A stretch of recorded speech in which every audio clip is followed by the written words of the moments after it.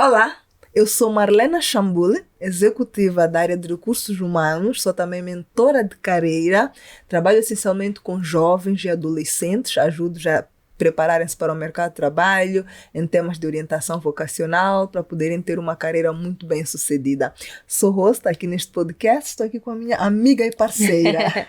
Olá, você aí de casa, tudo bem? Bom, eu sou Daiane Loureiro, também sou uma executiva de recursos humanos e o meu foco principal de trabalho é desenvolvimento de liderança, né? Principalmente liderança feminina, e também sou aqui, junto com a Marlena, co-host desse podcast, que hoje estamos gravando num lugar muito especial. Exatamente. Hoje nós voltamos aqui para a Biblioteca Futurando, que é uma biblioteca do espaço Help, não é? Nós já gravamos aqui alguns outros episódios, eles são nossos parceiros, um espaço agradável, aconchegante, gostamos muito de aqui estar. Então hoje voltamos aqui para a Biblioteca Futurando.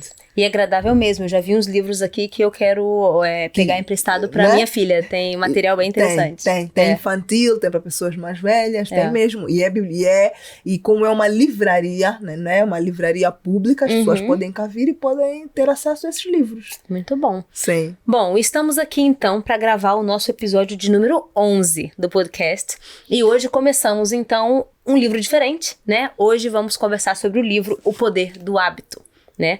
A Marlena tá aqui mostrando o livro, não sei se vocês aí de casa conhecem, né? Mas é um livro bastante interessante que fala sobre o porquê fazemos o que fazemos na nossa vida e nos negócios. Sim. Eu anotei aqui algumas coisas, porque eu gosto muito de trazer essa informação, porque olha o tamanho desse livro, né? Eu acho que a pessoa olha para o livro, se não tem o hábito de ler, já pensa, eu não posso ler esse livro todo, fica logo assustado. O livro tem 404 páginas ao todo, mas, no entanto, nem todas são páginas para ler, porque depois, no fim, são muitas páginas de agradecimentos e de conteúdo que não necessariamente faz parte dos aprendizados do próprio livro. Para ler mesmo, são 290 páginas. Bom trazer, porque Sim, já assusta menos. Já assusta menos. Um livro muito interessante, não é? Por que fazemos o que fazemos na vida e nos negócios. E de repente, como esse é o primeiro episódio desse livro, como sempre, explicar como que a gente dividiu. Sim. Né? Então, esse livro, o próprio autor divide o livro em 3 partes principais. Sim. Então, nós também resolvemos aqui no podcast dividir da mesma forma para ajudar também a forma aí, né, na didática de entender o conteúdo. Então, a primeira parte, que é esse que você está assistindo hoje, né, a gente vai falar sobre os hábitos dos indivíduos. Sim. A segunda parte? A segunda parte, vamos falar dos hábitos das organizações bem-sucedidas. E por final, a parte de número 3, a gente vai falar sobre os hábitos da sociedade, né, e obviamente fazer a conclusão, o fecho do livro. Sim. Então, tal como o livro já está dividido em 3 partes, nós vamos gravar 3 episódios. Então, neste episódio, nós vamos aqui nos centrar nos hábitos dos indivíduos. Vamos falar um pouco sobre como é que se formam os hábitos, não é? Como é que se substituem hábitos, o que é o hábito, vamos falar um pouco sobre isso também, até para, de repente, quem nunca assistiu outros episódios de outros livros nossos que falamos sobre hábitos, sim, também lembrarem e saberem o que é. Sim, né? Até porque um livro complementa o outro, né? Exatamente, o livro complementa o outro. Nós já fizemos no passado os 7 hábitos de pessoas altamente eficazes, definimos o que é o hábito, o nosso entendimento e o entendimento daquele autor, mas este é outro livro também sobre o hábito. Um livro rico, bem rico, é um best-seller, não é? É um livro bastante procurado até ainda hoje. Então, um livro que também recomendamos que tu aí em casa, caso ainda não tenhas tido a oportunidade de ler, que possas procurar para ler. Isso aí. Bom, então, de repente, começando, antes mesmo de entrar na definição do hábito e tudo mais, eu até listei aqui 3 pontos introdutórios, né, que eu achei bem interessante, que é o seguinte: o primeiro, 40% das decisões que nós tomamos no dia a dia são hábitos, não são decisões. Sim. A gente faz no automático, porque de alguma forma a gente já se habituou com aquilo. Sim. E entende que é uma decisão. A gente entende, hoje eu vou pro serviço pegando aquela rua. Não é uma decisão necessariamente tomada, né? Sim. É um hábito que se estabeleceu ali, né? Então, em algum momento, algumas decisões, elas deixam de ser complexas, né? Acontecem de forma natural, porque é quando, de fato, um hábito se instaurou e quando isso acontece, significa que a gente já não precisa raciocinar muito. Sim. Pensar Posso dar um muito. exemplo? Sim. Eu posso perguntar tu aí de casa. Imagina que sais de casa, eventualmente pões calçado todos os dias, não é? Tu decides se vais pôr primeiro o lado esquerdo, depois o lado direito. Certamente não. Sim, já é um hábito. E há uma grande probabilidade de usares sempre na mesma sessão. Ou seja, começar sempre pelo direito e depois o esquerdo, né? Ou ao contrário, começar primeiro pelo esquerdo e depois pelo direito. O teu cérebro não precisa fazer muito exercício e decidir, que sapatilha vou pôr primeiro, a esquerda ou a direita? Então, isso é que é hábito. Muito bom. Queria trazer esse exemplo. Muito bom, porque aí fica bem claro, né? Sim. E uma segunda colocação aqui, a título de introdução, né, que o próprio autor fala, um hábito, ele pode ser bom ou ruim. Sim. Né? Então, a gente tem hábitos bons, que nos ajudam, né, nos levam para frente, e alguns hábitos que, na verdade, puxam para trás.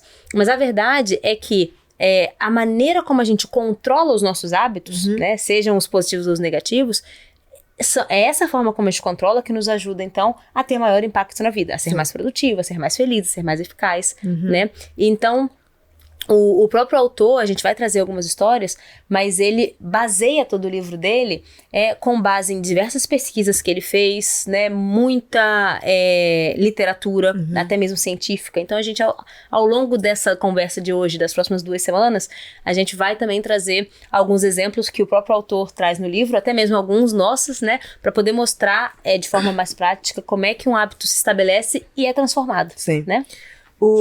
Falando aqui em histórias, o autor começa este livro contando a história de uma mulher que mudou drasticamente e radicalmente os hábitos que tinha, não é? Eu acho que isso é uma das coisas que as pessoas muito se questionam.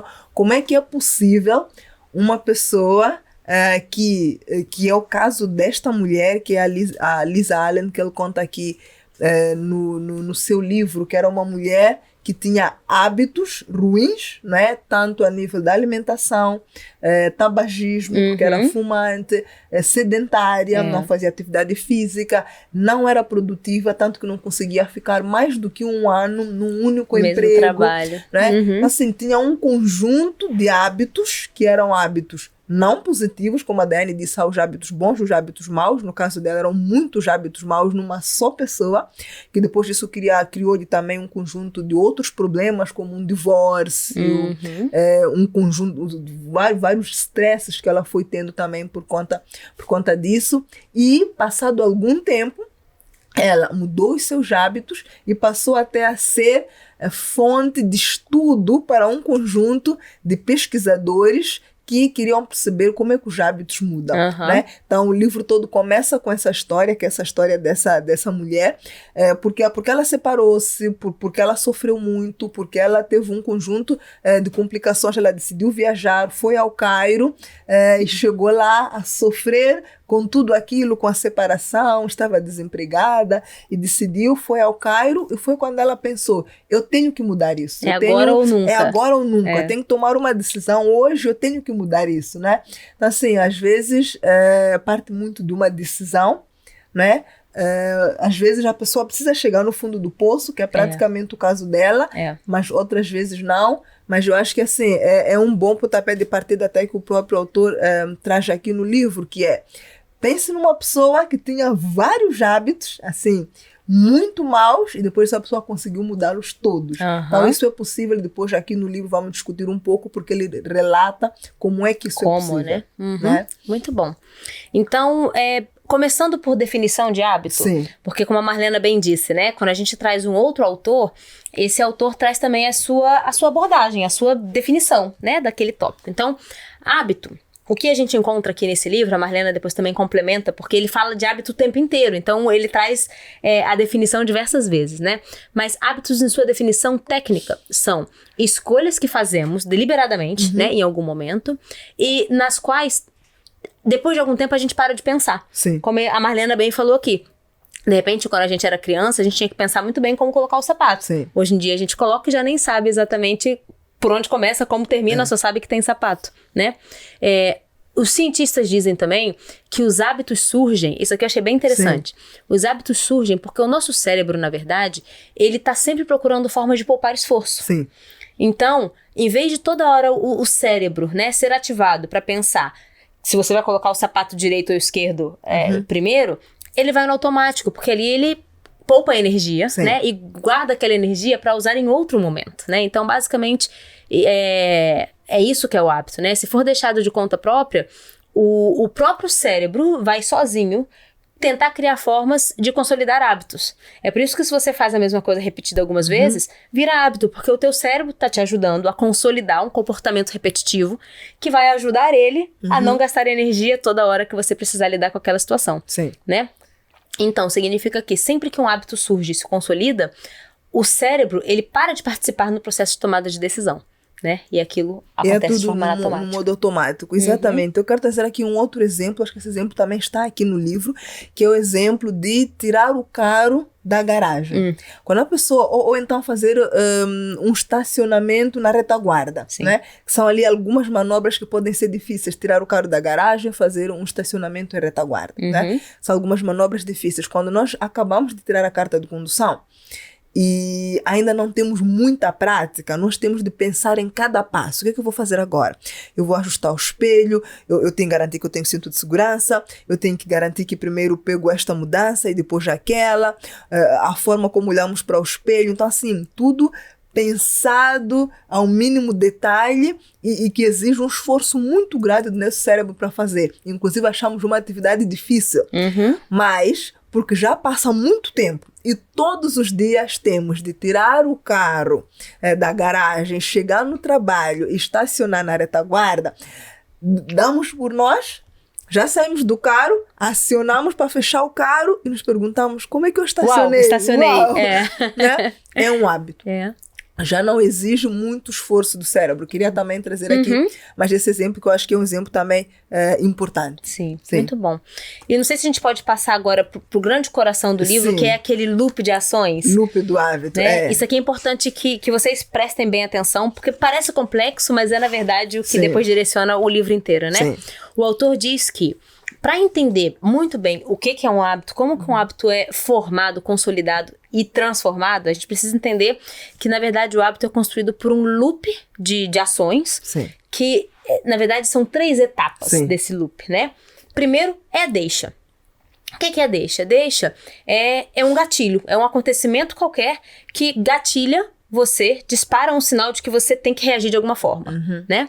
Depois a gente pode dar alguns exemplos práticos. Só mesmo conceituando primeiro para ficar bem claro. Então, primeiro vem a deixa. Depois, a segunda etapa desse loop é a rotina. Então, você já teve aquela ação, aquela situação que te desperta para a ação. Rotina, então, é a atividade que você vai realizar toda vez que você se deparar com aquela deixa, né? E terceiro, a recompensa, né? Tem a situação, você reage e você tem alguma recompensa no final, né? E, na verdade, é essa recompensa que faz você continuar ou mudar a tua reação àquela deixa. Paramos aqui um pouco. Sim, paramos. eu vou até também falar sobre isso e fundamentar um pouco. O autor, quando traz isso, é para nos explicar como é que os hábitos funcionam. E por que é muito importante entender isso antes de nós continuarmos com o resto do livro? Porque a Daiane disse no início, 40% das nossas ações são hábitos e nós nem nos apercebemos. Nós, de facto, tomamos decisão, mas nós não nos apercebemos porque aquilo já é um hábito. Então, é muito importante perceber como é que funciona o loop do hábito, perceber como é que os hábitos funcionam, porque tu vais conseguir perceber que há muitas coisas que fazes que são hábitos, mas que só as fazes justamente porque existe essa sequência, que é primeiro a deixa, depois a rotina e depois a recompensa, não é? Então, se calhar aqui eu vou trazer alguns exemplos. Eu acho que isso também é muito importante, esses exemplos, para vocês perceberem. O autor aqui traz vários, fala de um estudo que foi feito com um rato, não é? Que isolava um rato num determinado lugar e depois abriam a porta e aquilo acionava o som de uma catraca, mesmo que o som de uma catraca, o rato ouvia aquilo era a deixa. No início, como aquilo ainda não era um hábito, para ele aquilo ainda não significava nada. Mas, quando abriam, ele pensava, estou livre, então eu posso percorrer. Percorria por um corredor. Sentia cheiro de chocolate, não sabia onde é que o chocolate estava. Então ia procurando pelo corredor até encontrar o chocolate. Mas para encontrar, aquilo era como se fosse um corredor em formato de T, não é? O chocolate estava à esquerda e ele tinha que ir à direita. Ah, não, peraí, não está à direita, então eu vou à esquerda, não é? Então, Pensem que, repetindo essa ação, dia após dia, o rato já não era de lugar.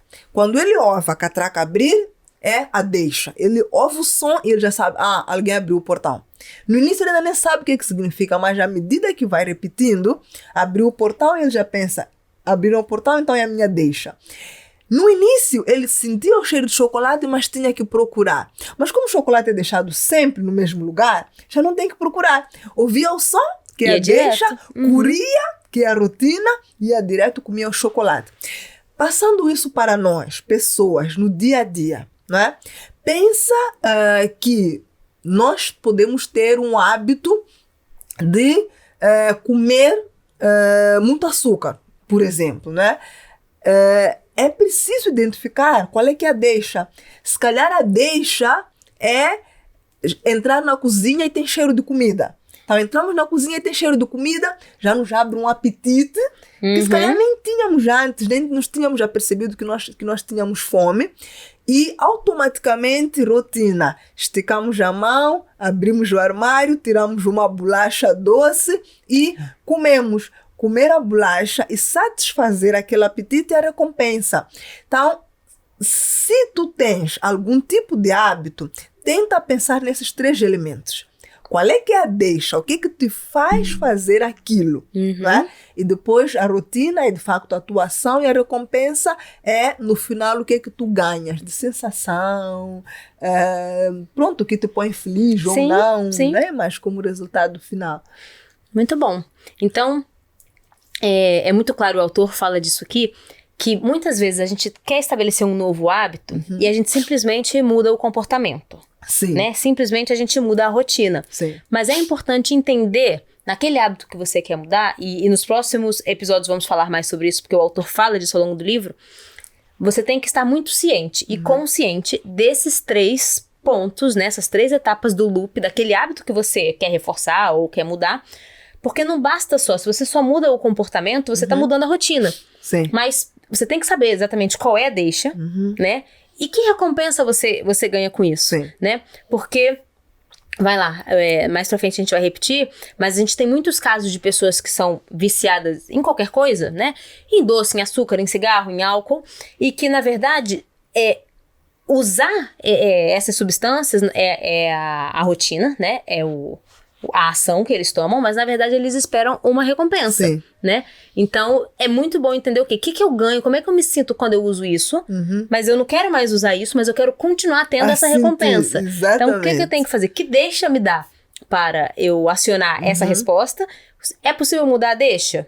Então, quando acontecer a deixa, né? Como é que eu substituo para que então eu possa, enfim, mudar o hábito, consolidar aquilo que eu quero. Sim. E acho que com isso a gente entra já nessa questão de como mudar hábito. Exatamente. Né? Acho que sim, acho que nós podemos entrar. E aqui a reflexão, até antes de nós entrarmos, pensem para ti que estás aí de casa, pensa em todos os hábitos que tu tens, para tudo, até para as coisas boas também. Eu acho que até um exercício importante. Eu, quando li o livro, eu comecei a refletir sobre todos os hábitos que eu tenho. Por que eu decido ler? Né? Qual é que é a deixa? Por que eu tomo café assim, ou chá assim, ou por que eu faço isso? Então, assim, eu acho que é uma reflexão boa e vos põe mesmo a refletir sobre todos os hábitos que vocês têm, que são os hábitos bons ou até os hábitos maus. Deixa aqui pegar mais notas que eu tenho.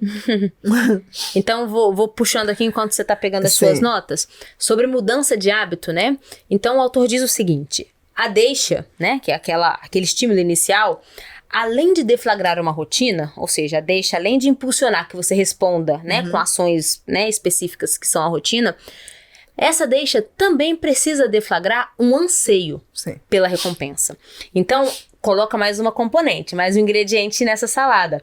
Tem a deixa, tem a recompensa, tem a deixa, tem a rotina, tem a recompensa, mas também tem o anseio que está ali no meio. Então, quando você se depara com a deixa, na verdade, você automaticamente já gera uma ansiedade pelaquela recompensa. Então, também ele fala que é importante entender que ansiedade é essa, como se comporta essa ansiedade, para que você possa, então, não só trabalhar na deixa e na recompensa, mas também na gestão dessa ansiedade, que muitas vezes faz você agir sem pensar, né? Exatamente, ele designa isso como, tem um capítulo aqui, não é? Que é o cérebro ansioso, que é isso que acontece. Eu aqui vou trazer um exemplo muito cotidiano, que acontece muito com as pessoas. A pessoa quer ser mais produtiva no trabalho, não é? Ou em qualquer atividade que faz. Estamos aqui numa era digital, temos o celular, a internet e tudo isso. E a pessoa percebe quando vai lá pegar o celular para depois ver quantas horas ficou no celular por dia, que ficou muito mais horas do que gostaria. E quando para pensar nas atividades que tinha para fazer no dia, afinal também não foi assim tão produtivo, né? Mas por quê? Porque o tempo todo que a pessoa recebe uma mensagem, corre lá, espreita. Corre lá, espreita. Corre lá, espreita. São notificações de redes sociais, mensagens, chamadas, seja o que for. Aí é preciso a pessoa identificar que isso é um hábito, primeiro. Identificar a deixa, que é receber a mensagem. Perceber que quando recebe a mensagem que é a deixa, a rotina é pegar o celular. Mas por quê? Vem a questão do anseio. Porque a partir do momento que o celular toca, ele acende ou então ele vibra, o nosso cérebro começa a ansiar por aquela novidade. Aquilo é uma novidade. Você só vê, entrou alguma coisa do WhatsApp, ou, alguém fez-me ali uma notificação do Instagram. O cérebro anseia. Então, é essa questão do anseio que estamos aqui a falar. E é como se a pessoa tivesse um total descontrole, e às vezes até a pessoa promete para si mesma, eu só vou espreitar e eu vou devolver. Quando vê, já tá... Quando vê, se for rede social, então, já veio, já fez scroll, já veio uma outra notícia, Então, o que é importante para mudar o teu hábito? Queres ser mais produtivo? Não queres que as redes sociais te atrapalhem? Então, para mudar esse hábito, vai identificar qual é que é a deixa. Porque essa deixa, depois também, a Diana muito bem já disse, gera anseio. Então, o que tu vais fazer? Se tu já identificaste que a deixa é o toque, então pronto, põe o celular no modo silêncio absoluto. Sem luz, sem vibração, sem toque, sem nada. Se possível, até vira. Controla a sua deixa. Controla a sua deixa. Eu o que faço, eu tenho o relógio que está conectado ao telefone, né? Então, é uma esquizofrenia, porque eu recebo notificação aqui toda hora, por mais que meu telefone esteja longe de mim, né? Então, eu silenciei tudo. Eu desativei notificação, não vejo notificação de WhatsApp, de rede social nenhuma. No máximo de chamada, mas eu sempre olho a chamada e penso muito bem se vou atender ou não. Os únicos grupos, todos os meus grupos são silenciados, porque se a pessoa quer falar uma coisa que realmente precisa que eu pare de fazer o que estou fazendo, vai falar comigo diretamente, não dentro de um grupo, né? E eu só deixei meu marido, minha mãe, alguns poucos ali, acho que tem no máximo 5 que não estão silenciados, porque não me distrai. Somos 2. Não me distrai. E os que eu deixei são os que menos mandam mensagem. Pois é. Encontrando com meu marido assim, durante o dia, né? Eu estou a trabalhar, ele está, quando é para falar, é uma chamada. Quando liga, eu sei que é porque precisa falar alguma coisa. Uma coisa pontual, assim. Então é importante, mas a gente está aqui dando esse exemplo, mas é óbvio que não foi daqui para aqui que a gente percebeu que, se calhar, a rede social estava nos atrapalhando, nos distraindo em algum momento, né? Então é importante, a gente volta para a questão do autoconhecimento. Sim. Importante você parar, analisar, pensar na sua rotina e entender que deixas estão te atrapalhando, né? Se você consegue controlar essas deixas, e caso não, como é que você reage então, né? Então, ainda falando sobre mudança de hábito, né? Tem um trecho do livro aqui que ele diz o seguinte: é assim que os novos hábitos são criados, juntando uma deixa, uma rotina e uma recompensa. E então, cultivando um anseio que movimenta o loop. Sim. Né? Eu acho que resume tudo que a gente está falando aqui. Exatamente. Eu aqui vou trazer algo que eu nunca... Quem já leu o livro sabe disso, mas quem não leu, é uma história que tem aqui, que eu acho que é bem interessante sobre mudança de hábitos e a questão do anseio. É uma história longa, então não vou contar a história, não é? Só a história, resumindo, explica como é que os norte-americanos, mas que depois disso estendeu-se para o mundo todo, criaram o hábito de escovar os dentes. Porque há muito tempo as pessoas não tinham sequer esse hábito. Algumas indústrias começaram a fabricar pasta dentrífica, mas ainda assim era muito difícil vender. Como é que tu vais vender algo que as pessoas não têm necessidade de usar, não têm o hábito de usar e nem sequer percebem qual é que é a recompensa? Porque o hábito é isso, tem que ter a deixa, a rotina, depois a recompensa. E quando tem um anseio, aí mesmo o hábito instala-se, né? Por isso é que o autor aqui acrescenta o anseio. E de tantas pastas dentíficas que se tentaram usar, apareceu lá alguém muito bom de marketing e teve essa ideia. Obviamente que na altura não era tudo tão estudado quanto é hoje, mas criou o anseio de se escovar os dentes através de um produto acrescentado na pasta dentrífica, que é aquele produto que cria o frescor, não é? Na boca depois que nós escovamos os dentes. Então, dá-nos sempre a sensação, por conta desse frescor, que os dentes estão limpos. Os dentes podiam estar limpos na mesma, não precisavam do frescor. Mas faltava a sensação. Pense tu aí de casa, quando tu acordas, tu sentes falta disso. Mas isso é só um exemplo. Há um conjunto de várias outras coisas que tu sentes falta e por isso tu voltas e repetes o hábito. Porque tu anseias por aquilo. Né? Isso é que traz muito mais peso para o hábito e é o que nos faz ter hábitos erradicados, mas também é por aí que nós pegamos para podermos mudar aqui os nossos hábitos. Muito bom. E aí o autor ainda traz mais uma componente que eu acho muito interessante, que é a mentalidade, né? Sim. Tudo bem, você pode se observar, se conhecer, identificar, deixa, recompensa, a rotina e tudo mais, mas ele diz o seguinte, se você identificar deixas e recompensas, você pode alterar a rotina, né? Na maior parte das vezes. Mas para alguns hábitos, entretanto, o que você precisa, ele chama de fé. Sim. Né? Por quê? E aí a gente fala de novo sobre visualização, que a gente falou tantas vezes, né? E a mentalidade, você precisa desbloquear na sua cabeça e acreditar, sim, é possível. Sim, eu consigo. Sim. Porque por mais que você fique trabalhando na deixa, na recompensa, na rotina, mas dentro aqui da sua cabecinha, você pensa que não é possível, nunca vou conseguir, nunca vou conseguir falar inglês, nunca vou conseguir falar em público, nunca vou conseguir emagrecer. Você já criou um bloqueio muito maior. Né? Então, é importante também que as pessoas aprendam a acreditar em alguma coisa. E semelhante ao que a gente falou lá nos 7 hábitos, não estamos falando de religião aqui, mas é acreditar que é possível, sabe? Essa parte espiritual do ser humano que se baseia em fé, né? Se baseia em acreditar em alguma coisa, ainda que eu não veja aquela coisa concreta na minha frente, é muito importante. Né? Então, quando você percebe que você acredita em alguma coisa, essa habilidade ela começa a transbordar para outras coisas. Quando você percebe, você está fazendo, né? E aí as pessoas começam a acreditar que sim, afinal, são capazes de mudar, né?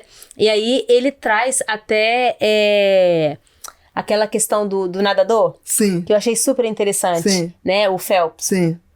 Que ele, na verdade, que o treinador dele, quando ele era adolescente, fazia, né? Porque ele tinha toda a estrutura corporal que dava pra ver que ele tinha grande potencial de ser um excelente atleta, um excelente nadador, mas faltava técnica, faltava coragem, faltava segurança. Então, o treinador pedia pra ele, olha, você imagina que você está nadando, você imagina que você faz essa piscina inteira em tantos segundos, você imagina, e você, antes de dormir, você inclusive pensa, raciocina e enfim, coloca isso na sua cabeça como se fosse um sonho. Visualiza mesmo, Visualiza, né? Então ele disse, no final das contas, teve uma grande corrida que o óculos dele falhou, e ele não conseguia ver exatamente a distância que ele estava, não conseguia ver os concorrentes como estavam. Sim. E ele lembrava justamente como se fosse uma fita de vídeo gravada, né? Porque ele colocou aquilo na cabeça dele por tantos anos. E ele já pensava, não, olha, essa piscina eu tenho que dar 50 abraçadas, eu vou dar 50 abraçadas. Eu não tô vendo quando termina o meu limite, mas eu vou dar 50 abraçadas. E foi quando ele conquistou o recorde mundial. Ele foi extremamente rápido, né? Mas isso porque ele já tinha visualizado, já tinha programado a cabeça dele. E muitas vezes... Né? Muitas vezes, seguidas, repetidas, né? É isso. Exatamente. O autor chama essa questão do acreditar da regra do ouro. Deixa eu ler aqui 2 passagens que eu gostei muito, que estão no próprio livro, não é? Como é que os hábitos mudam. Não há uma regra infalível para qualquer pessoa. sabemos que um hábito não pode ser eradicado. Ele deve, em vez disso, ser substituído. Por quê? Porque a deixa continuará lá. Não tem como tirar a deixa. Em algumas situações, como essas que eu expliquei, do celular, até você pode tirar a deixa. Mas imagina para um fumante, né? Aquela necessidade está lá.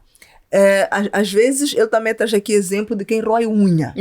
Né? A deixa está lá. O que a pessoa tem que fazer é identificar a deixa e quando vai para a rotina, já não faz o que fazia antes, muda e faz uma outra coisa que vai te dar uma recompensa igual ou similar. Né? E aí, pronto, o anseio todo desaparece.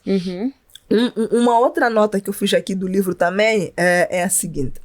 Para que um hábito continue mudando, as pessoas precisam acreditar que a mudança é possível. E na maioria das vezes, a fé só surge com a ajuda de um grupo. Eu também falo muito sobre isso. Nós já falamos sobre isso também em outros episódios. Quer fazer atividade física? Anda com quem faz atividade física. Quer ler? Anda com quem lê.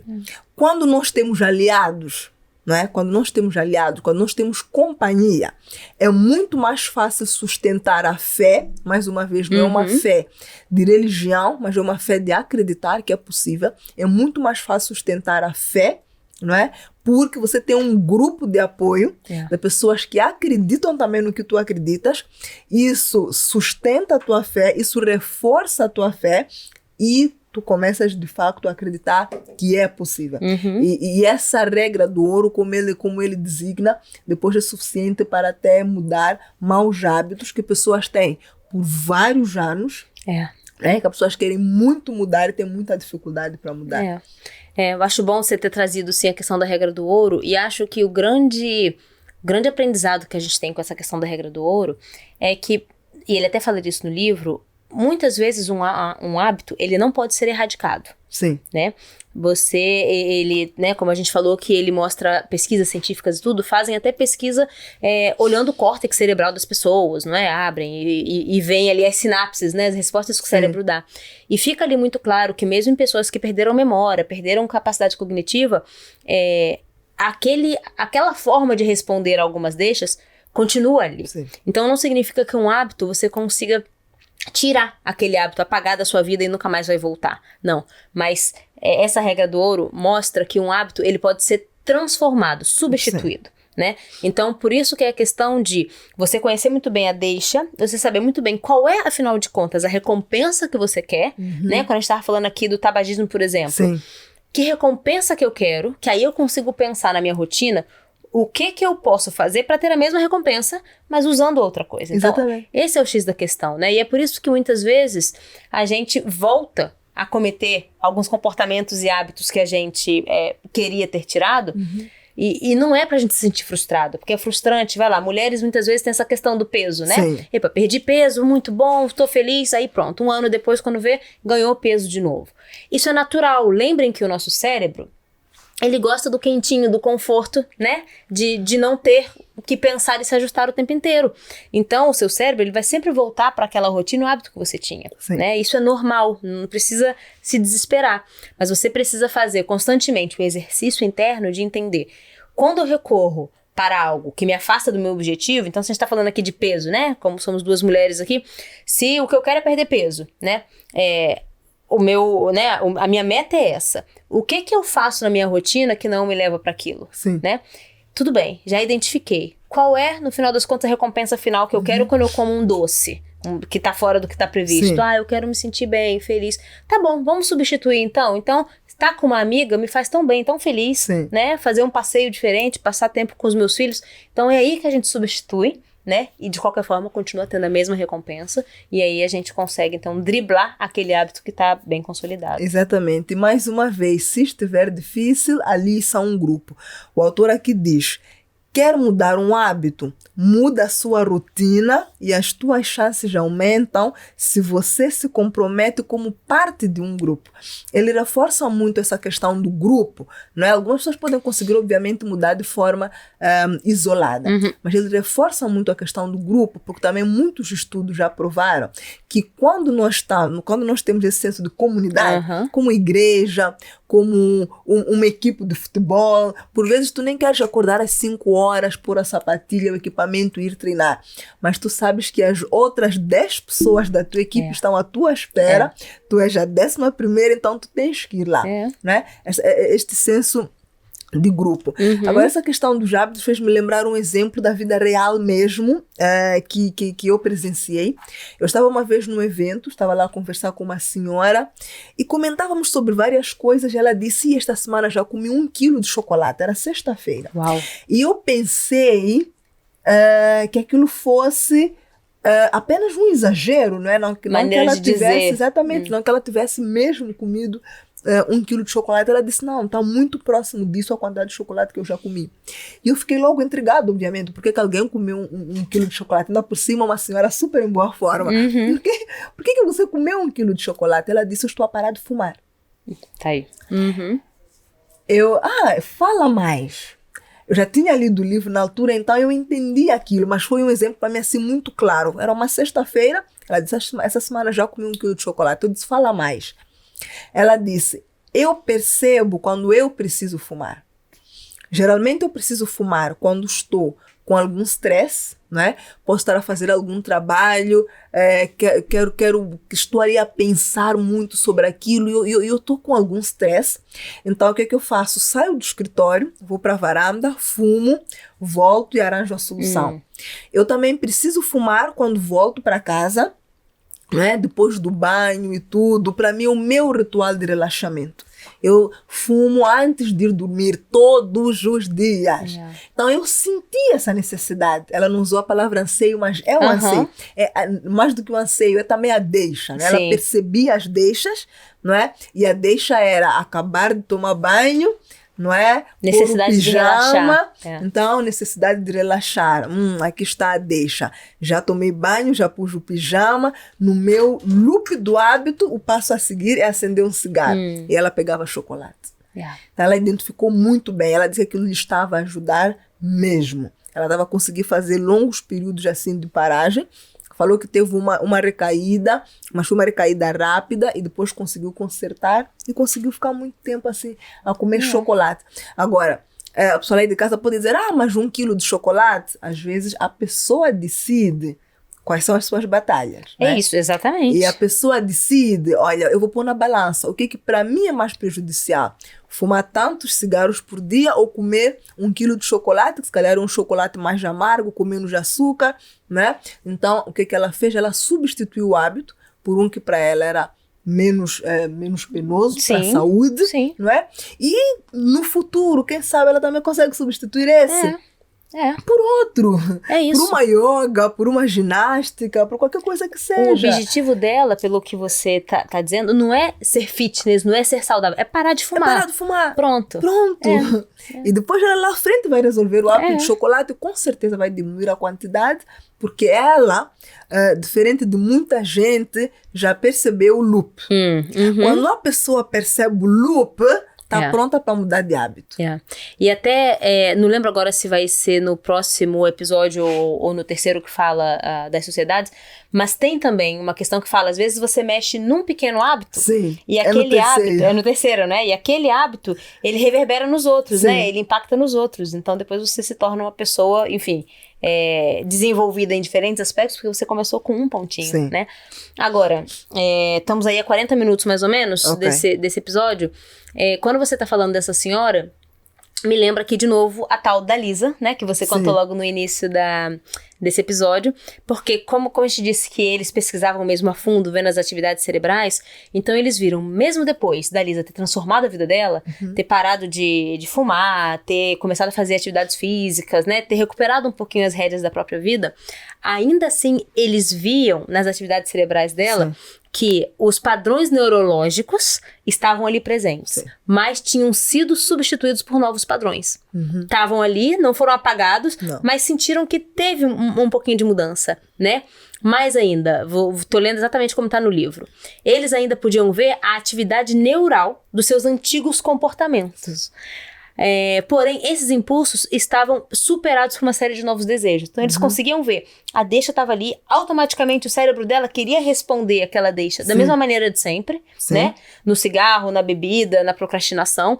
Mas eles conseguiam ver um campo do cérebro que mostrava ali o esforço, também já automático do cérebro, para substituir a resposta dela para essas deixas. E isso é incrível, porque isso mostra pra gente que é possível mudar. É possível mudar o hábito, independente de quão enraizado, né? Há quanto tempo a gente tem aquele hábito, é possível mudar. A questão tá mesmo naquilo que a gente falou agora há pouco, que é a mentalidade da pessoa. Sim. Se a pessoa já começa desde sempre falando, eu não consigo, já tentei de tudo, não dá, isso não dá pra mim, ler não dá pra mim, parar de fumar não dá pra mim.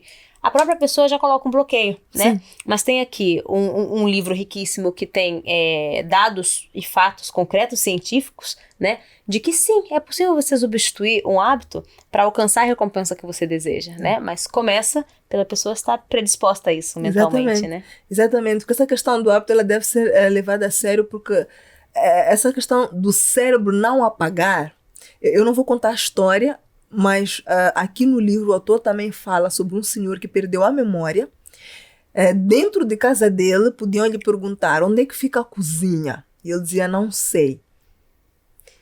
Passado um tempo, ele sentia fome, levantava, ia à cozinha, esticava a mão, pegava um pote com amendoim, tirava amendoim e comia.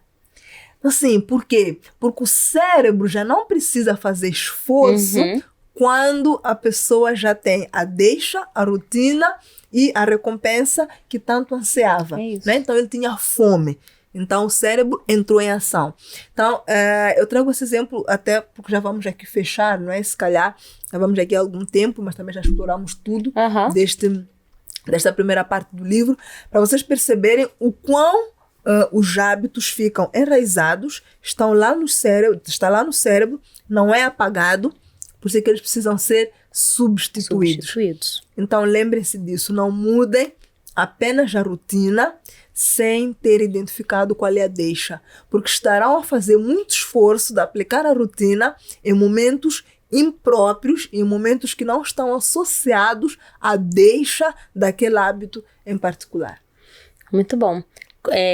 A minha contribuição para a conclusão, estava aqui mesmo lendo as notas que eu tomei, essa questão do cérebro memorizar os hábitos, né? É super interessante porque o que o autor diz? Imagina quão frustrante seria a nossa vida se a cada viagem, quando a gente voltasse, a gente precisasse reaprender a conduzir um carro. Sim. A gente vai, viaja, fica 3 semanas fora, quando volta, a gente pega o carro e sabe exatamente o que tem que fazer, né? Porque já tá ali. Então, é bom é vantajoso, né? É vantajoso para nossa sobrevivência, né? Como espécie humana. A diferença é que o nosso cérebro não sabe, de todos os hábitos que ele consolida e memoriza, ele não sabe quais são os bons e quais são os ruins, né? E isso tá na nossa mão. Então, o cérebro fica ali sempre à espera de ver qual é a deixa para responder como ele sabe. Né? Então, depende um pouco da gente de fazer esse exercício de entender, com essa deixa, qual é a recompensa que eu quero? E aí eu coloco, então, a rotina e a resposta que vai me dar a mesma recompensa, né? Exatamente. Pronto, eu acho que já foi. Acho que sim. Trouxemos aqui muitos elementos bons, né? Acho que vai ser, assim, útil para vocês, para fazerem essa primeira reflexão sobre esse gigantesco livro, mas muito rico, com muito estudo, com muita pesquisa, com muitas entrevistas e conversas, com exemplos riquíssimos também. Mas acho que já trouxemos aqui o essencial dessa primeira parte e já vamos no próximo, né? Isso aí. Trazer aqui mais elementos sobre os hábitos das organizações bem-sucedidas. É isso. Então continuem aí acompanhando as nossas páginas, né? E nos vemos então na próxima semana para continuarmos falando sobre o poder do hábito. Ok, muito bem. Sigam as nossas páginas e até a próxima. Tchau, tchau. Tchau, tchau.